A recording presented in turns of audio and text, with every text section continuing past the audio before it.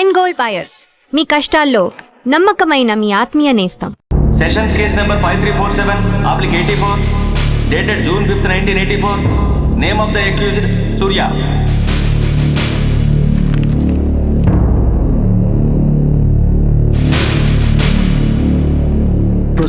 Your honour, ఈ నేరస్తుడిని కఠినంగా శిక్షించండి అని వాదించడానికి కూడా ఒక్క నిమిషం ఆగి అతని వయసును సమీక్షించుకోవాల్సినంత చిన్న వయసులో ఇతను 2 హత్యలు చేశాడంటే మన న్యాయ వ్యవస్థ మొత్తం ఒక్కసారి మళ్లీ ఆలోచించుకోవాల్సిన పరిస్థితి ఏర్పడింది. ఇతనికి జరిగింది అన్యాయమే, కానీ హత్యకు హత్య, హింసకు ప్రతిహింస సమాధానం కాకూడదు. ఇతను చేసిన తప్పుకు తప్పకుండా శిక్ష విధించాల్సిందే. కానీ వేసి ఆ శిక్షలా మాత్రం కాకుండా మొత్తం బాలలోకానికి, రేపటి తరానికి శిక్షణలా అనిపించాలి. It's my sincere request. That's all your honour. బాబు, నువ్వు చెప్పుకోవాల్సింది ఏమైనా ఉందా? ఆ హత్యకు సంబంధించిన అన్ని వివరాలు మాకు తెలిసిన ఎక్స్ మినిస్టర్ ఈ ఊళ్ళో పవర్ఫుల్ పర్సన్ అయిన చౌడప్పకి అగెనిస్ట్ గా సాక్ష్యం చెప్పడానికి ఎవరూ ముందుకు రాకపోయేసరికి కేసు క్లోజ్ చేయాల్సి వచ్చింది. మీలాంటి ధైర్యవంతులు ఊరికి ఒక్కరుంటే చాలు, మా డిపార్ట్మెంట్కి ఎంతో హెల్ప్ అవుతుంది. దేశం కోసం ప్రాణాలు ఇవ్వడానికి సిద్ధపడ్డ సైనికుడిని నేను. మేం కాపాడుతున్న దేశంలో ఇలాంటి కిరాతులు ఉండటానికి వీల్లేదు. ఇదిగోండి కంప్లైంట్, వెంటనే కేసు బుక్ చేయండి. మీరు ఎప్పుడు రమ్మంటే అప్పుడు నేను కోర్టుకు రావడానికి సిద్ధం. Thank you, I appreciate your spirit. Thank you. అవసరమైనప్పుడు కబురు పెడతాను, మీరు తప్పకుండా రావాలి. షూర్.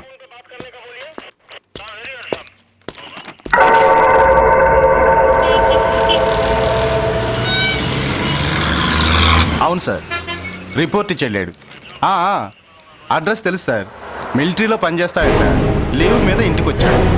వాడి సంగతి మేము చూసుకుంటాం సార్, మీరేం వరి అవ్వకండి. అరే, ఈ మాత్రం దానికి మీరెందుకు సార్, మేమెందుకున్నాం? తెల్లారేసరికి వాడు ఎన్కౌంటర్ అయిపోతాడు, సరేనా? ఓకే సార్, ఉంటారు సార్, నమస్తే.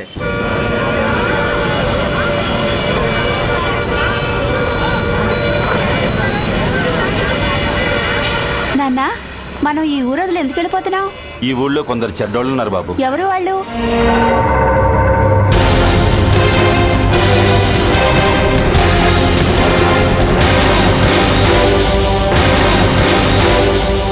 జై జవాన్.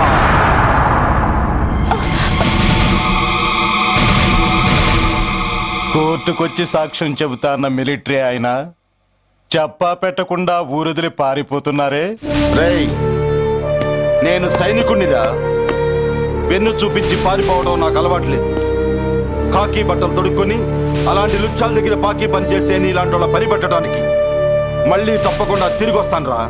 అంత లేదమ్మా, అసలు నువ్వు ఇక్కడి నుంచి వెళితే కదా తిరిగి రావటానికి.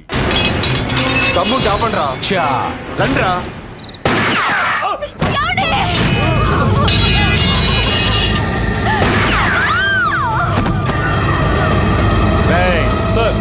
ఆ 2 శవాల్ని బస్సు వెనక టైర్ల కింద పడుకోబెట్టు.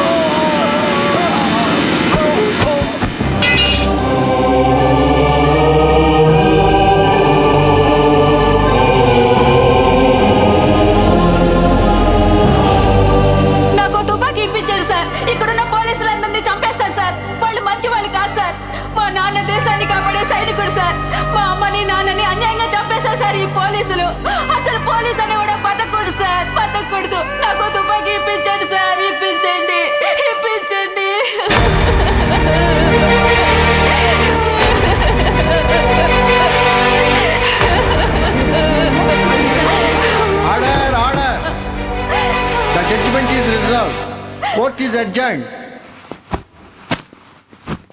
ఏ తలబట్టేసిందా? మీరా? ఏమా బాగున్నారా? బాగున్నాను. రండి కూర్చోండి. ఏరా, బోర్డర్ లో ఉండాల్సిన వాడి కోర్టులో పరిశీలన అయ్యావు. ఎంతసేపు అయింది వచ్చి? ఈ కేసు హియరింగ్ స్టార్ట్ అయ్యేసరికి వచ్చామన్నయ్యా. ఇంతకీ ఆ అబ్బాయికి ఏం శిక్ష పడొచ్చు? ఏముందమ్మా, మైనర్ కాబట్టి కొన్నాళ్ళ పాటు రీఫార్మ్ స్కూల్ పంపించాల్సి ఉంటుంది. ఆ శిక్ష వేసేసి చేతులు దులిపేసుకుంటారు అంతేగా. నేరం చేసిన వాడికి శిక్ష వేయటం చేతులు దులుపుకోవడం ఎలా అవుతుందిరా? వాడు చేసింది తప్పు కాదని నీ అంతరాత్మకు తెలియదా? మన దృష్టిలో తప్పు కాకపోయినా చట్టం దృష్టిలో అది నేరం. దానికి శిక్ష వేయక తప్పదు. అసలు శిక్ష అనేది ఎందుకురా? మనిషిలో పరివర్తన తేవటానికి.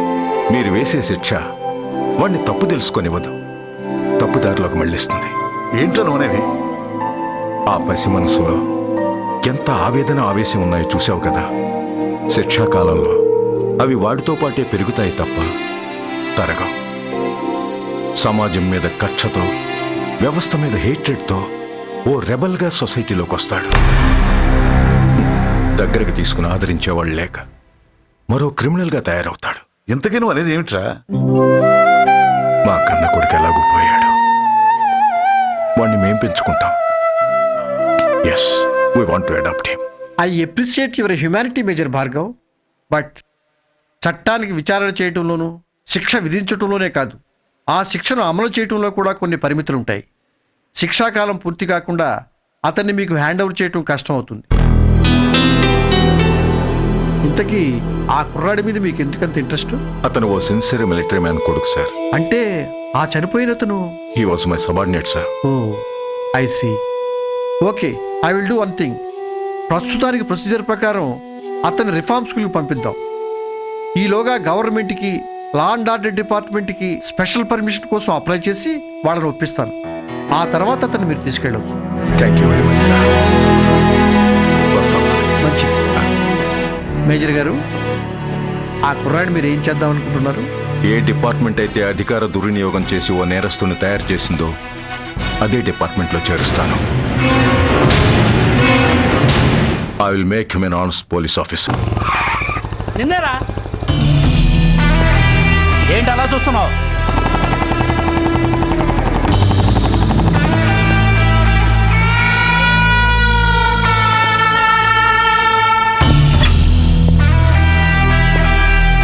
ఏంట్రా, ఏంటి మీదకి వస్తున్నావు? ఏమన్నావా? సిగ్నల్ పడకుండా ఎందుకు వెళ్ళావు? నన్ను నువ్వు ఏమన్నావు? బుద్ధి ఉందా లేదా అన్నాను. ఓహో,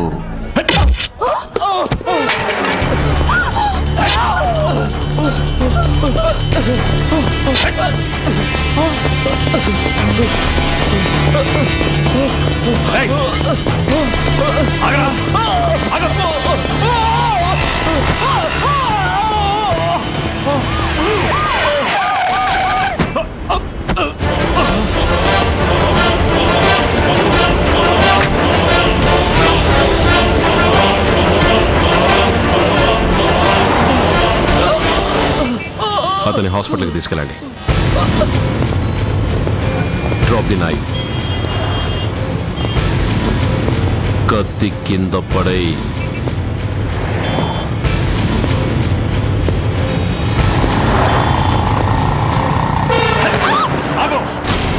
ముందుకొస్తే దీన్ని చంపేస్తా.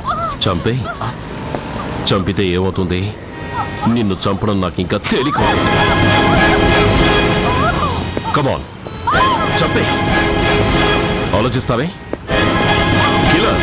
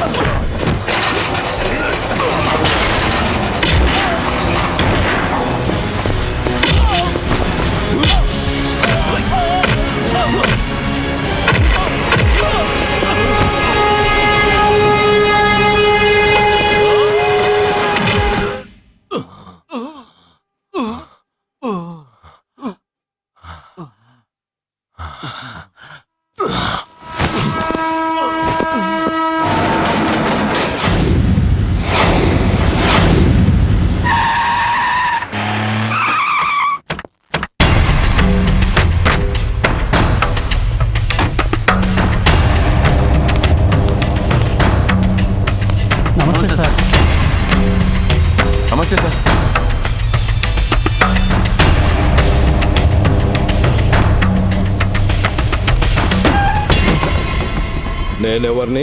మీరు అదే నేనెవరిని? మినిస్టర్ అప్పలనాయుడు గారు సార్. మరి వాడేవాడు? మీ అబ్బాయి గారు సార్. అంటే అది తెలిసే వాడిని లోపలేసావా? ఎఫ్ఐఆర్ ఎక్కడ్రా? ఆ?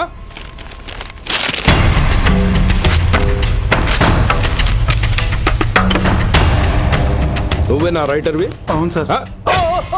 నీకెన్ని గుండెలుంటే మా వాడి మీద ఎఫ్ఐఆర్ రాస్తారా? రే సెల్ తాళాలు ఎక్కడ్రా? ఇదిగోండి సార్. నీ అబ్బా నాకిస్తారా? ఇల్లు తెరు. అసలు ఎవడ్రా నా కొడుకుని అరెస్ట్ చేసింది? ఏసీపీ సూర్య గారు అంటున్నానా? తూ నీ అబ్బా సిగ్గు లేదురా? ఆడంగి నాయల్లా తన్నులు తినొస్తారా? నా కడుపున చెడబుట్టావు కదరా. వెళ్ళు కార్లో కూర్చో. రేయ్, అసలే అడ్డదారులు అసెంబ్లీకి వెళ్ళినోడిని. నాకు సంబంధించిన విషయంలో ఎవడన్నా అడ్డొచ్చాడో అడ్డంగా నరికేస్తా. ఆ విషయం నీ ఏసీపీ గడికి చెప్పు.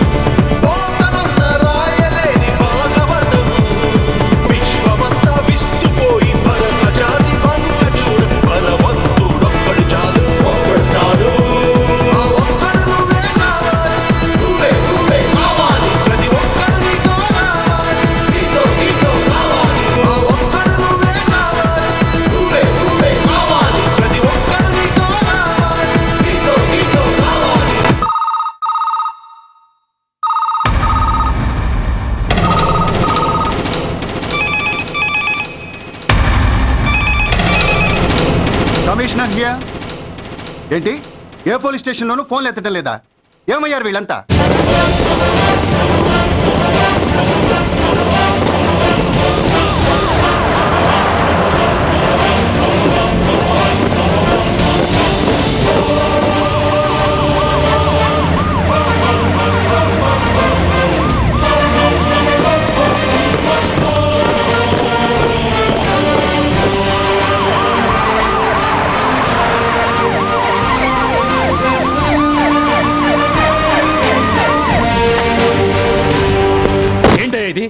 What is nonsense? యూనిఫామ్ తీసేసి పోలీస్ స్టేషన్ మూసేసి బజారు పడతారా? మీరు పోలీసులు అనుకుంటున్నారా, గుండాలు అనుకుంటున్నారా? విలువలేని యూనిఫామ్స్ ఒంటి మీద ఉంటే ఊపిరాడడం లేదని తీసేసాం సార్. పందులు పందికుక్కులు స్టేషన్లోకి వచ్చేస్తుంటే వాటిని ఆపే శక్తి లేక తాళాలు వేసేసాం సార్. మిస్టర్ సూర్య, పోలీస్ వ్యవస్థ లాంటి ఎమర్జెన్సీ సర్వీసుల్లో ఇలా సమ్మెలు చేయడం నిషేధం. అదే ఎందుకని sir? Government doctors, nurses, postal department కూడా ఎమర్జెన్సీ సర్వీసులే. వాళ్ళు హక్కుల కోసం స్ట్రైక్ చేయడం లేదా?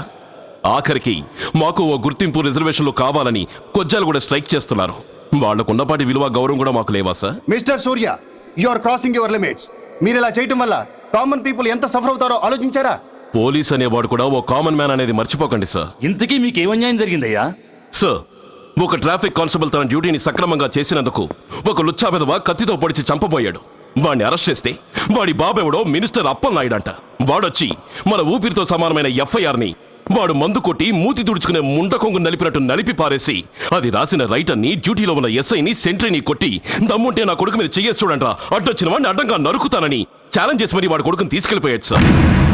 ఇలా ప్రతి అడ్డమైన వాడు వచ్చి దౌర్జన్యంగా ఖైదీల్ని తీసుకుపోతుంటే ఇంకెందుకు సార్ మాకు ఈ వాచ్మ్యాన్ ఉద్యోగాలు?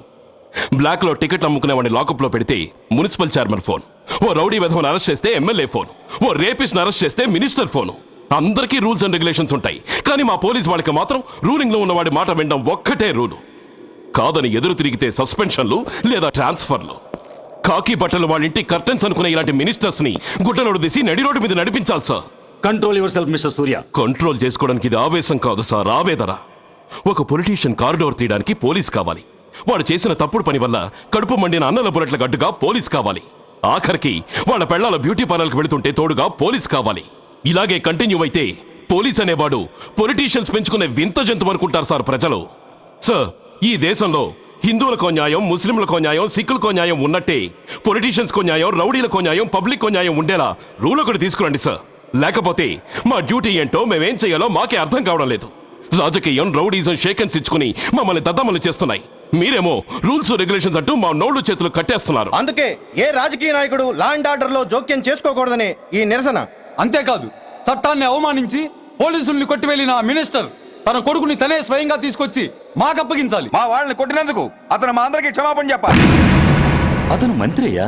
తప్పు చేసింది మంత్రైనా మంత్రసానైనా ఒక్కటే సార్.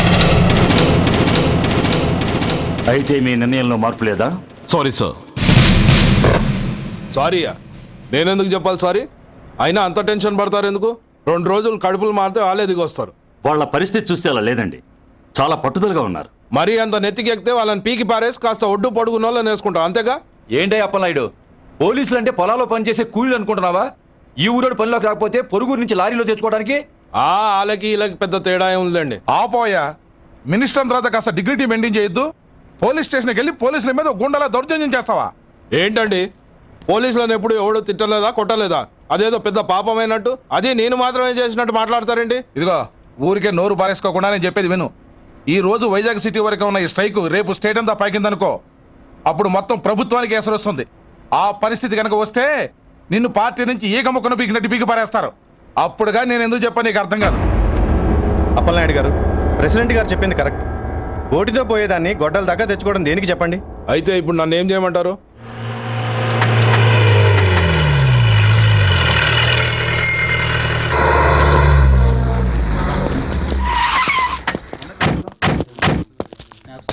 హలో,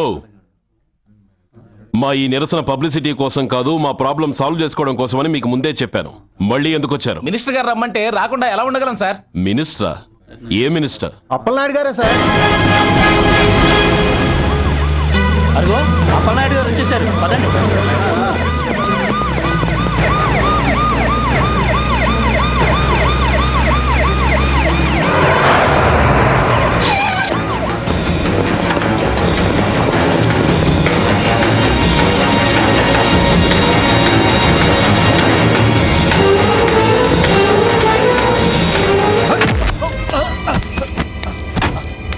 నా కొడక, ఏమనుకుంటున్నారా?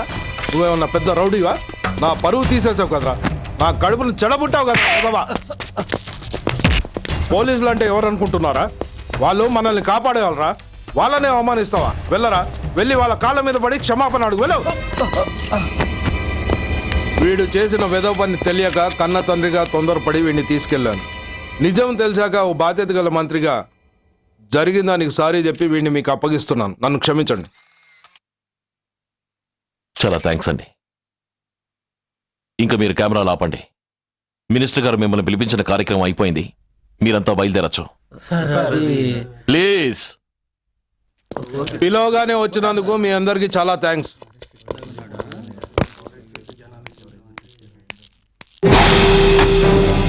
ఏంటయ్యా ఇది, ఎందుకు డోర్ మూసావు?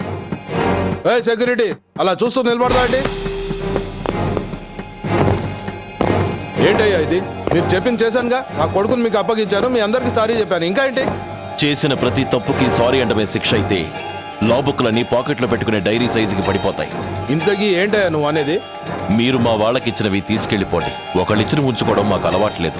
నేనా? నేనేమిచ్చాను? మరి అంత మతిమరుపు అయితే ఎలా సార్? ఓయ్, ఏంటిది?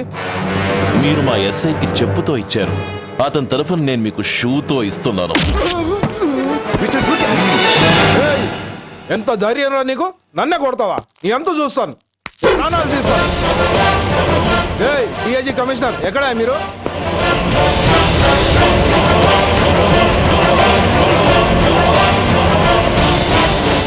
ఇది మా రైటర్కి ఇచ్చింది,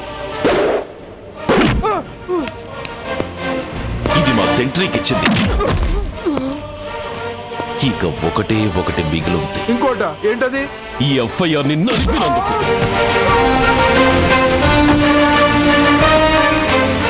ఇక మీరు వెళ్ళండి.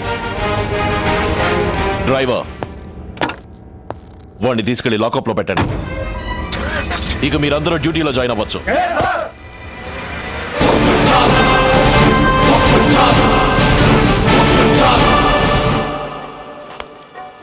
హలో, ఎక్స్క్యూజ్ మీ.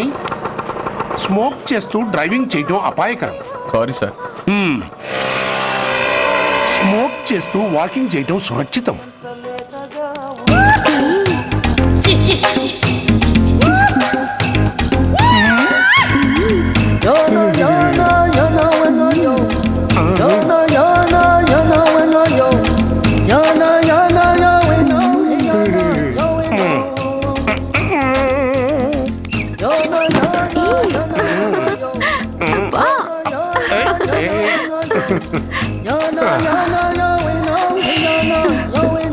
ఎలా ఉంది? అబ్బో సూపర్. తాపేశ్వరం కాజా అదిరింది. మరి నాకు ఇచ్చేస్తే నేను వెళ్ళిపోతా. ఏంటి ఇచ్చేది? నా పంతనానికి పేమెంట్. ఏంటి అర్థం కాలేదా? ఆడాళ్ళలో నువ్వు ఎలాగో మగాళ్ళలో నేను అలా అనమాట. ఇచ్చే ఇచ్చే ఇచ్చే ఇచ్చే. దొంగ సచ్చినోడా, నాటకాలు ఆడుతున్నావా? మర్యాదగా నా డబ్బులు ఇచ్చే. ఓయ్ సీను మార్చద్దు. ఇప్పుడు నువ్వు నన్ను రమ్మన్నావా, నేను నిన్ను రమ్మన్నానా? నేనే రమ్మన్నాను. లోపలికి వచ్చి నేనేమన్నాను? ఎంత అన్నావు? నువ్వేమన్నావు? 100 అన్నాను. కదా అంటే నా పర్సనాలిటీకి నువ్వు కట్టిన రేటు 100 అన్నమాట. అదే నేను అడిగాను. ఇచ్చే ఇచ్చే ఇచ్చేమ్మా. ఏంట్రా ఓవర్ చేస్తున్నావు? మర్యాదగా నా 100 నాకు ఇవ్వు, లేకపోతే నా లంగా బొందికి నేను ఊరేసి చంపేస్తాను. Help help. కష్టాన్ని పడితే చంపేస్తానంటుంది. ఈ అన్యాయాన్ని ఎదుర్కొన్న నాదుడే లేడా? ఏయ్, అరవకు. ఏదో మొగుడికి తెలియకుండా వారానికి ఒకసారి ఇక్కడికి వచ్చి గుట్టుగా బిజినెస్ చేసుకుంటున్నాను. నీకు దండం పెడతాను, నన్ను అలర్పాలు చేయమాక. నువ్వేమి ఇవ్వక్కర్లేదు, వెళ్ళిపో. మంది హైటెక్ బ్రెయిన్. నీ పేరు గంట గంగారత్నం, మీ ఆయన పేరు గంట గురనాథం. ఆడు ఎలక్ట్రిసిటీ బోర్డులో పనిచేస్తున్నాడు. డోర్ నెంబర్ 14/14, లింకు రోడ్డు, ఫిట్టింగులు పేట, విజయవాడ 2. ఇది నీ అడ్రస్. నేను మంచోని గనక కమిట్ అయిన 100తో అడ్జస్ట్ అయిపోతున్నాను. ఆలస్యమైందనుకో అది డబుల్ అయిపోద్ది. ఇచ్చే ఇచ్చే ఇచ్చే ఇచ్చే. ఛీ! ఏదో సచ్చినోడా. నోరు జారద్దు, నోటు చేతిలో పెట్టు. ఇదిగో, చావు. థ్యాంక్స్. దున్నపోతులా ఉన్నావు, ఆడదాని ఉసురు పోసుకుంటున్నావు. ఎయిడ్స్ వచ్చి చస్తావు. Sorry, no chance. హెల్మెట్ లేకుండా నేను యుద్ధానికి వెళ్ళను. ఎత్ర నారీ వర్ధంతి తత్ర జీవనం సుఖాస్మనం. అంటే నాకేం తెలుసు? ఎప్పుడో విన్నాను, ఇప్పుడు అనాలనిపించింది అన్నాను. వస్తాను.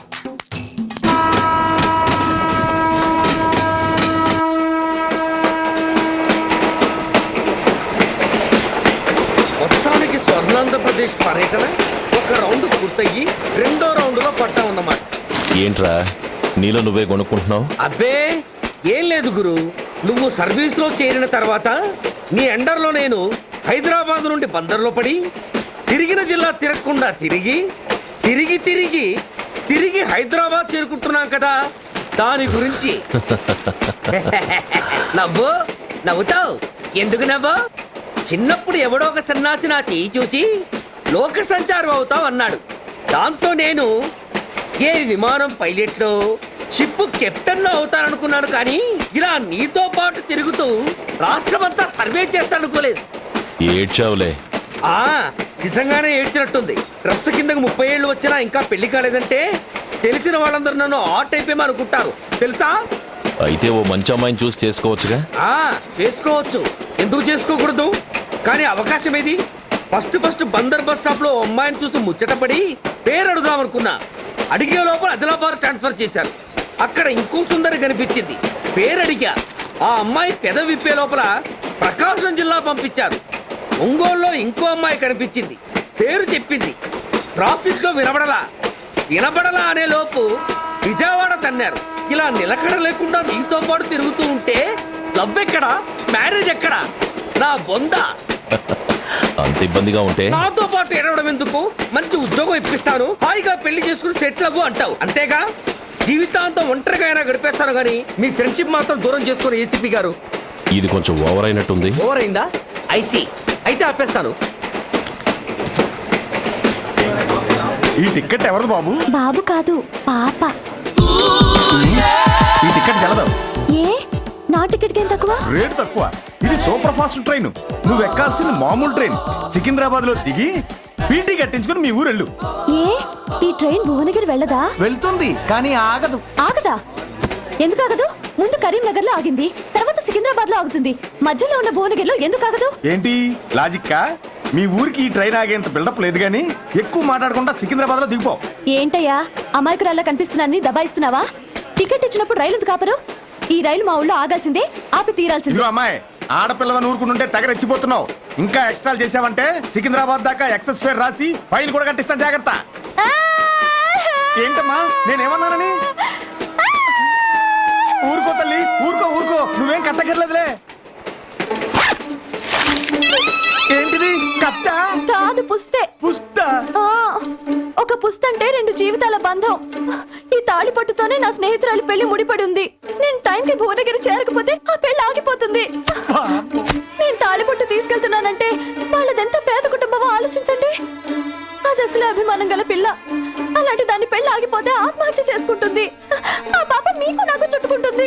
అందుకే చెప్తున్నాను, ఈ చైన్ లాగి ట్రైన్ అన్న ఆపండి, లేదా ఈ చైన్ లాగి నా ప్రాణాలను తీసేయండి. అమ్మా ఆండాళమ్మ కాదు, రంబమ్మ. ఆ పోని రంబమ్మ. ఆ చైన్ లాగి నా ఉద్యోగం పోగొట్టుకునే దమ్ము నాకు లేదు గాని గార్డుతో మాట్లాడి మీ ఊళ్ళో ట్రైన్ స్లోగా వెళ్ళేలా చేస్తాను. రన్నింగ్ లో దిగలవా? స్టేషన్ వచ్చేసింది, జాగ్రత్తగా దిగమ్మా. దిగ్గానే నీ సామాను కింద పడేస్తాం.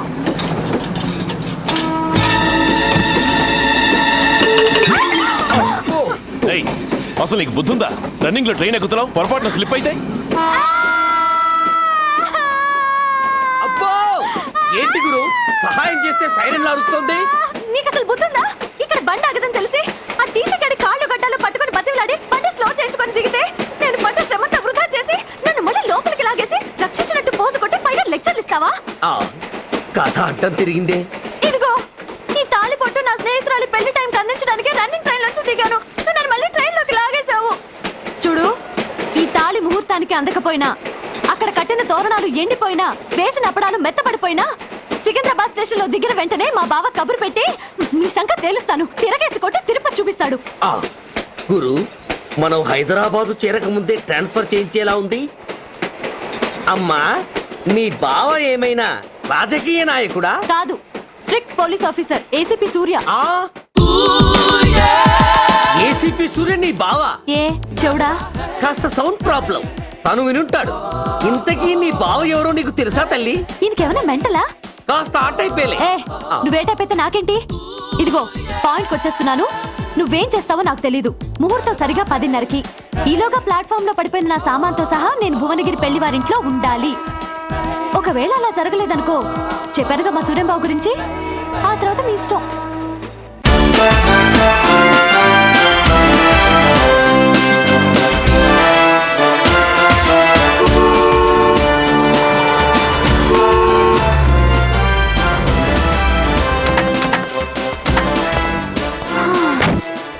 జురాసిక్ పార్క్ లో చిన్న డైనోసార్ లాగా ఏంటా లుక్కు?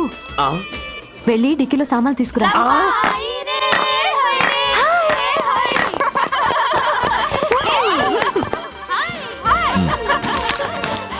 పర్వాలేదు, ఉంచుకో. టికెట్ ఏంటి ఇంత ఆలస్యంగా వచ్చావు? సారీనే. అది సరిగాని అతనెవరే? వీడా, వాడ అసిస్టెంట్. మరి అతను వాడా, మన బాడీ గార్డ్. అవును, పెళ్లికూతురేది? లోపల మేకప్ అవుతుంది. నీ మీద చాలా కోపంగా ఉంది. కనీసం 2 రోజుల ముందైనా వస్తావని ఎక్స్పెక్ట్ చేసింది. దాని కోపం పోగొట్టడానికి నా దగ్గర ఓ మంత్రం ఉందిలే. ఈ ప్రెజెంటేషన్ చూడగానే అది ఐస్ అయిపోతుంది.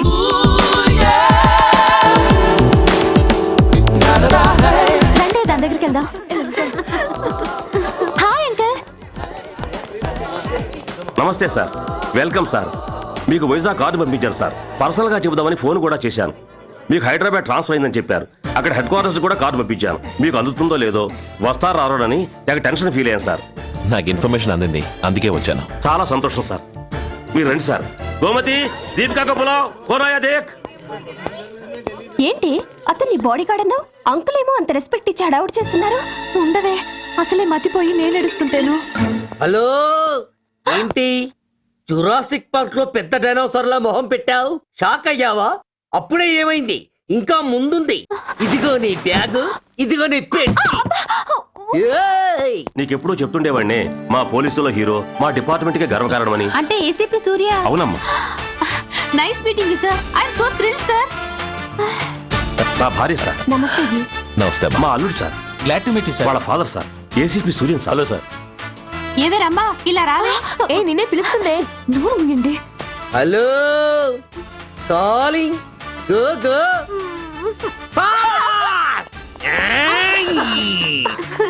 సార్ సార్ రమ్మ అని నా close friend sir. ACP Suryam గారే. బావకి మరదల్ని కొత్తగా పరిచయం చేస్తున్నారేంటి? మరదలా?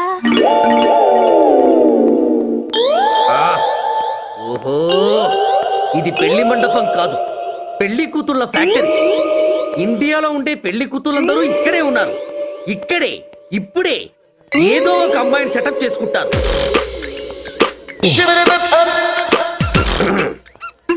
ఆ, లేత క్యాబేజీ లాంటి కాలేజీ పిల్ల నన్ను చూసి నవ్విందంటే ఇక ప్రొసీడ్ అవ్వడమే. Hello, hi. ఎక్స్క్యూజ్ మీ, నన్ను చూసి మీరు నవ్వారంటే డెఫినెట్ గా నేను మీకు నచ్చుండాలి. ఏమై కరెక్ట్? ఆహా, ఇంకా ఎందుకు ఆలస్యం? పదండి పార్క్ వెళ్దాం. అమ్మో పార్కు కా? ఎందుకు? ఎందుకేమిటి, మనసు విప్పి మాట్లాడుకోవడానికి. అమ్మో వద్దండి, మాది అసలే సాంప్రదాయమైన కుటుంబం. మీరు నన్ను పార్కుకు తీసుకువెళ్తారు, అక్కడున్న లవ్ జంటల్ని చూసి మనం కూడా అలా మాట్లాడుకుందామని నా భుజం మీద చేస్తారు. ఆ తర్వాత నన్ను ఏ పొదల్లోకి తీసుకెళ్తారు. అమ్మో అక్కడ ఏ తప్పో జరిగిపోతుంది. వద్దండి, మాది అసలే సాంప్రదాయమైన కుటుంబం. అయ్యయ్యో, నేను అలాంటి వాడిని కాదండి. నేను మిమ్మల్ని ఏమీ చేయను. పోనీ పార్క్ వద్దంటే మరిద్దరం కలిసి సినిమాకి వెళ్దాం. సినిమాకా? అమ్మో వద్దండి, మాది అసలే సాంప్రదాయమైన కుటుంబం. ఇద్దరం సినిమాకి వెళ్ళాక న్యూస్ అవగానే లైట్లు ఆపేస్తారు. ఆ తర్వాత మీరు చిన్నగా నా భుజం మీద చెయ్యేస్తారు. ఆ చీకట్లో లిప్ కిస్ చేస్తారు. ఆ తర్వాత ఏ తప్పో జరిగిపోతుంది. అమ్మో వద్దండి, మాది అసలే సాంప్రదాయమైన కుటుంబం. అయ్యయ్యో, ఆ మాటకొస్తే మా కుటుంబంలో సాంప్రదాయమే తప్ప అసలు కుటుంబమే లేదండి. నేను చాలా జెంటిల్మెన్ని, ఎలిజిబుల్ బ్రహ్మచారిని. నేను మిమ్మల్ని ఏం చెయ్యను. మీ ఒంటి మీద అసలు చెయ్యే వెయ్యను. ప్రామిస్. నువ్వేం చేయనప్పుడు నీతో సినిమాకి పార్కుకి రావడం దేనికి రా? అమ్మో, సాంప్రదాయమైన కుటుంబం అంటే అర్థం ఇదా? కొంపదీసి ఎవరు చూడలేదు కదా? నేను చూశాను కదా. పడక నీ కంట్లోనే పడ్డానా తల్లి? నేనెవరికి చెప్పను గాని నాకు ఇన్ఫర్మేషన్ ఇస్తావా? ఏమిటది? పెళ్ళైందా? నాకా? ఛీ, నీకు కాదు, ఆయనకి. ఆయనక? ఓహో, మా గురుడికా? అవును. అయ్యింది. 13 ఏళ్ల కొడుకు, 10 ఏళ్ల కూతురు. నిజమా? ఉండుండేవారు. మనం చెప్పినప్పుడు వారు పెళ్లి చేసుకుని ఉంటే. అబ్బా! ఎందుకు కొట్టావు? ఆయనకి పెళ్ళైందని చెప్పి అనవసరంగా నన్ను టెన్షన్ పెట్టినందుకు. ఆయనకి పెళ్ళైతే నీకెందుకమ్మా టెన్షను? అందుకు.